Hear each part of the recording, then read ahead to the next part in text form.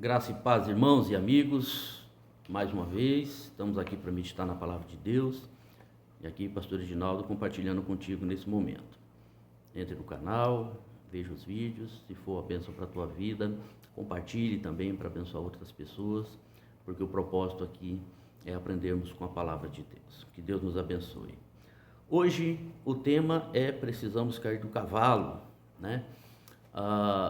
Essa expressão antiga, nossos pais, nos diziam quando nós estávamos empoderados da nossa força, da nossa vontade, eles diziam, cuidado para não cair do cavalo, porque uma coisa é ter certeza daquilo que vamos fazer, daquela consciência, daquilo que estudamos, outra coisa é a gente deixar a soberba tomar conta do nosso coração, e é por isso que nós vamos estudar e meditar nessa passagem hoje. O texto está lá em Atos dos Apóstolos, capítulo 9, do verso 1 até o verso de número 9, que diz assim: Enquanto isso, Saulo ainda respirava ameaça de morte contra os discípulos do Senhor, dirigindo-se ao sumo sacerdote, pediu-lhe cartas para as sinagogas de Damasco, de maneira que, caso encontrasse ali homens ou mulheres que pertencessem ao caminho, pudesse levá-los presos para Jerusalém. Em sua viagem, quando se aproximava de Damasco, de repente brilhou ao seu redor uma luz vinda do céu. Ele caiu por terra e ouviu uma voz que dizia: Saulo, Saulo, por que me persegues? Saulo perguntou: Quem és tu, Senhor? E ele respondeu: Eu sou Jesus a quem você persegue. Levante-se, entre na cidade. Alguém lhe dirá o que você deve fazer. Os homens que viajavam com Saulo pararam, emudecidos, ouviam a voz, mas não viam ninguém. Saulo levantou-se do chão e, abrindo os olhos, não conseguia ver nada. E eles o levaram pela mão até Damasco. Por 3 dias ele esteve cego, não comeu e nem bebeu. Amados, a palavra de Deus traz esse pequeno trecho para falar sobre a transformação na vida de um grande homem de Deus depois da sua conversão. Mas Saulo, ele não era fácil, ele era terrível, ele era muito exigente naquilo que ele estudou, naquilo que ele se preparou, naquilo que ele tinha convicção. Ele não emendava tempo ou força, ele imprimia toda a convicção e toda a força que ele tinha para que aquilo que ele tinha na mente como verdadeiro se configurasse. Então o que faz? Quem era Saulo? Saulo era um fazedor de tendas, Ele fabricava tendas e o seu maior comprador era o rei romano, porque era um período de guerras, então os exércitos precisavam se estabelecer em lugares diferentes para lutar, e então Saulo era fazedor de tendas e então vendia essas tendas para o exército romano. Outra coisa, Saulo ele era muito astucioso naquilo que ele fazia o melhor, dentro daquilo que ele conhecia. E ele foi treinado e viveu perto de grandes homens, eruditos, sábios na lei. Um deles, Gamaliel. E ele aprendeu a lei. Então, tudo para ele era no rigor da lei. E então, como naquele tempo a igreja do Senhor, em Atos dos Apóstolos, começa a contar a história da igreja, os homens de Deus começam a pregar o evangelho e o governo então manda caçar esses homens para prender e matar. E eles fogem, dispersam, E Saulo o que faz? Ele indo para Damasco, ele pede autorização. O coração dele, segundo diz aqui a palavra de Deus, diz assim que Saulo ainda respirava ameaças de morte contra os discípulos do Senhor. O desejo do coração dele era matar todos. E então ele solicita cartas para que ele indo nessas cidades, ao encontrar algum discípulo, algum servidor do Senhor Jesus, algum dos seus seguidores, então ele pudesse prender e levar, para poder ser condenado e, com certeza, morto. Então ele vem para o caminho, indo para Damasco, e aí o texto diz assim, que em determinado momento uma grande luz no céu brilha, a ponto de ofuscar, a visão de Saulo. O cavalo o espanta e ele cai do cavalo, e prostrado, ao chão, então uma voz diz: Saulo, Saulo, por que você me persegue? Note Que a voz não pergunta por que você está perseguindo os meus discípulos, a minha igreja, aqueles que acreditam em mim. Jesus ele diz assim: Saulo, por que você está me perseguindo? E Saulo pergunta: mas quem és tu, Senhor, que está falando comigo? Ele diz: eu sou Jesus, a quem você está perseguindo. E então Jesus dá uma ordem para Saulo. Ele diz assim: ó, vá para Damasco, e daqui a um tempo eu vou mandar alguém lá falar com você e você vai entender o que está se passando. Nesse inteirinho, Saulo então levanta, abre os olhos e já não vê mais nada, está cego.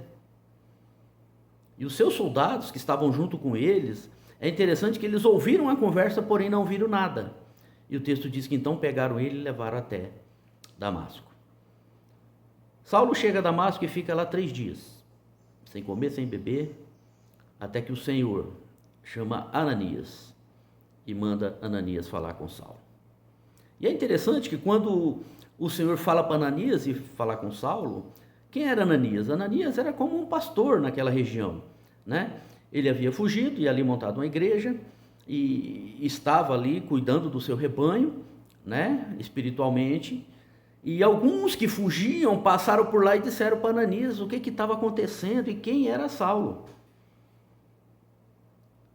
E então Ananias chega e diz: não, peraí, Senhor, o senhor não conhece Saulo, o senhor não sabe com quem que o senhor está falando. Saulo não presta, Saulo, ele é terrível, ele vai nos matar.